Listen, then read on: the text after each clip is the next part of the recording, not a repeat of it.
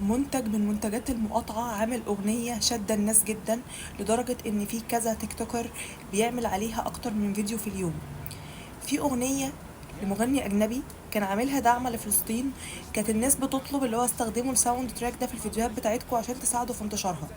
فتخيل انت دلوقتي اما تعمل لوحدك 4 فيديوهات في اليوم لأغنية لمنتج في المقاطعة، انت بتعمل ايه؟ انت بتساعد في انتشاره، بتساعد اللي الناس تفتكره. في حاجه في الماركتنج اسمها وورد اوف ماوث، هو حرفيا ده اللي احنا بنعمله. اللي انا افضل اغني الاغنيه فاللي جنبي يقول لي هي دي الاغنيه ايه، فاقول له دي اعلان المنتج الفلاني. فاحنا كده بنساعد في انتشارها، بنساعد في احياء البراندات دي.